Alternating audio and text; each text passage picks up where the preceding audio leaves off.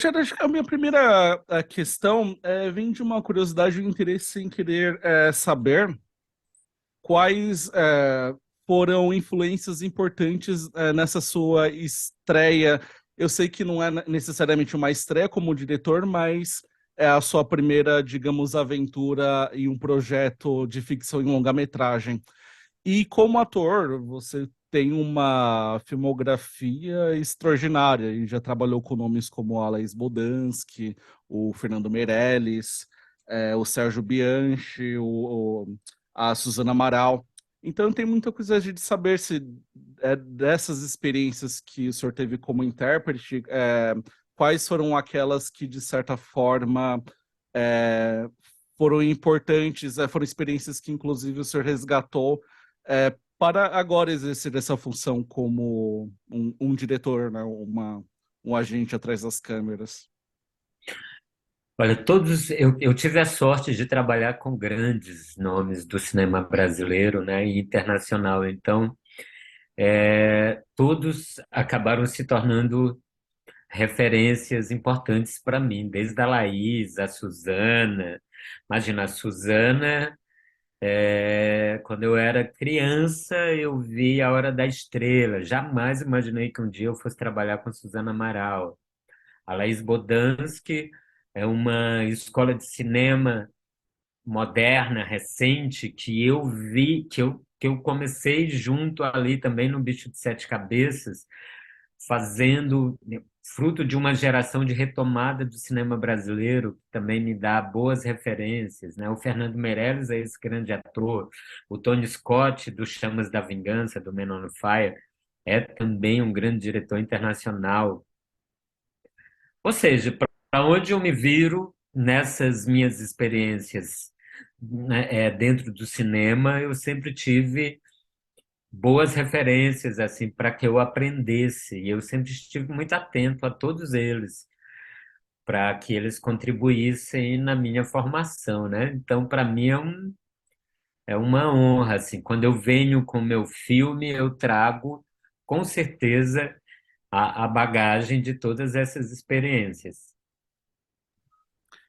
É, bom, e este é um projeto que toma aí um grande espaço da sua trajetória. Primeiro tivemos a encarnação nos palcos, né, por longos anos, por longas temporadas, em diversos espaços aqui do país, e agora ele vem nessa encarnação como longa-metragem. Eu quero muito conhecer a Gênese de Aldeotas como um longa-metragem. Foi um projeto que, de repente, uma intenção que de repente veio em período de pandemia, em que as equipes precisavam ser reduzidas por conta de todas as restrições Não. impostas, ou foi algo antes desse período, né? Não, inclusive a pandemia sempre me incomodou muito essa forma de tentar colocar o teatro à força dentro de um conteúdo audiovisual. Eu nunca, todo o trabalho que eu fiz durante a pandemia, que foi o Van Gogh, que eram peças que eu tinha, eu nunca pensei elas como um teatro filmado, né? Eu sempre pensei como audiovisual, porque a minha formação do audiovisual ela também já vem de muito tempo. Então eu não tenho esse conflito é, é, entre o teatro e o cinema. Para mim, o teatro e o cinema, por mais que como linguagem eles se diferenciem, mas para mim é a mesma coisa, porque eu sou um artista e me interessa, como artista, trafegar nas mais variadas formas de expressão. Aldeotas, desde o início, já nasce. Eu escrevi Aldeotas em forma de romance, mas dentro desse romance tem muita ação dramática. Então eu já pensei que Aldeotas se tornaria numa peça e num filme lá atrás. A questão é que para se construir um filme no Brasil, muitas vezes você gesta esse filme por uma década ou mais até você conseguir realizar o projeto. E é mais ou menos, e foi mais ou menos isso que aconteceu com Aldeotas, como é isso que acontece com a maioria dos filmes. Se você for perguntar para qualquer um desses cineastas, inclusive que eu citei como referência, É difícil que qualquer filme deles, mesmo um Fernando Meirelles, que tem uma produtora como a O2 nas mãos, consiga realizar um projeto tão rápido, né? Então, Aldeotas eu escrevi em 2003. A peça, quanto obra literária, a peça estreia em 2004 e desde lá eu já tinha o intuito de também transformar Aldeotas em filme, até porque logo em seguida eu criei um coletivo de cinema independente chamado Fuleiragem Filmes, com amigos que se formaram comigo na EAD, na Escola de Arte Dramática da USP, e que eu comprei uma câmera digital, porque era o início do cinema digital, e eu juntei esses amigos e falei, agora está na hora da gente começar a fazer um cinema independente possível de realização, que a gente tente diminuir o máximo possível o tempo de gestação para a realização desse projeto. E aí, com isso, nós filmamos, eu e esses meus amigos, inclusive o Marra Descartes, que é ator de Aldeotas e que é meu parceiro desde a EAD, da Escola de Arte Dramática. Ali a gente já tinha meio que um objetivo de trafegar tanto no teatro quanto no cinema. Opa. Eu quero, inclusive, perguntar sobre o Mahá, porque ele faz parte da encarnação no teatro, mas aí uma rápida pesquisa eu vi que também outros atores assumiram o papel dele, né? Eu vi o Caco Ciocler, ele já o interpretou, e também o Victor Mendes. Eu realmente não encontrei se outros atores estiveram envolvidos ao longo de toda essa trajetória da peça. Mas eu quero saber como que foi a questão justamente de é, como foi a entrada do Mahá nessa encarnação no audiovisual. Se você, de certa forma, teve algum atrito no sentido de já ter trabalhado com esses outros atores também. Não, porque o Marra é um grande ator, né, do teatro e do cinema, um dos maiores. O Marra tem uma filmografia tão grande ou maior que a minha, inclusive, já. Então, e nós nos formamos juntos. Antes do Caco e do Vitor, o Marra já era um conhecido meu. Nós entramos na mesma turma da EAD. Nós entramos em 94 e nos formamos em 98. E de lá para cá, nós temos muitos trabalhos, muitas parcerias juntas, entre elas a fundação desse coletivo de cinema chamado Fuleiragem Filmes, aonde o primeiro filme que nós fizemos no coletivo foi dirigido pelo Marra e eu fui diretor assistente, além de produtor. O meu outro filme que eu dirigi, o Marra era ator e eu era roteirista e diretor. Então, a gente já tinha um trabalho. O Marra fez uma peça minha chamada Café com Torradas, que eu dirigi, ele atuou como ator. Ou seja, a minha parceria com o Marra vem de longa data. Nós somos grandes amigos. E o Eu Marra, e só para completar, de qualquer forma, no elenco da peça, eu passei por esses grandes atores. Todos eram grandes atores. Eu não tive.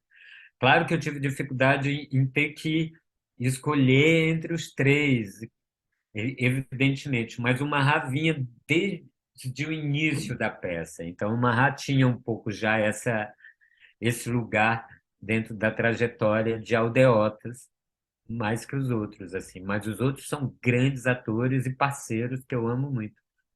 Uhum. É, eu tenho curiosidade de saber também sobre os desafios que cercaram essa tradução de um texto que foi literário, depois ele foi cênico e agora ele é audiovisual.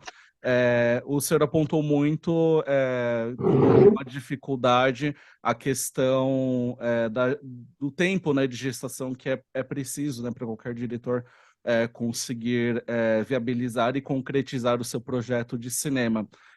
Mas você avalia que teve também outras, digamos, dificuldades, mas desafios que foram bastante interessantes nesses processos de transição?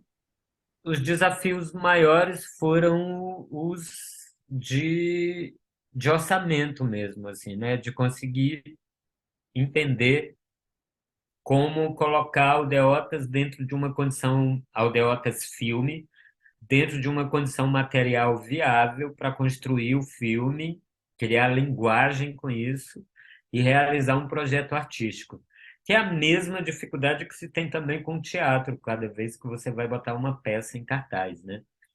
Então, essas são realidades com as quais eu tenho me acostumado a viver desde que decidi ser artista. Então, meu maior desafio não foi dirigir e atuar no mesmo filme, mas foi em escrever, dirigir e colocar esse projeto na ideia dentro de um orçamento viável. Como espectador, o Aldeotas me chama a atenção de maneira especial, no sentido de como, de certa forma, existe nesse texto uma avaliação sobre como é esse processo de formação da própria identidade e, consequentemente, também da identidade sexual na juventude. É um filme que, ao meu ver, ele até tem elementos bastante homoeróticos. Eu queria saber do senhor como que você tem percebido a reação do público ao longo dos anos diante desse texto, dentro desse aspecto, uma vez que é, é um filme que ele trata sobre, eu acho que é muito sobre relação fraternal, mas que às vezes pode ser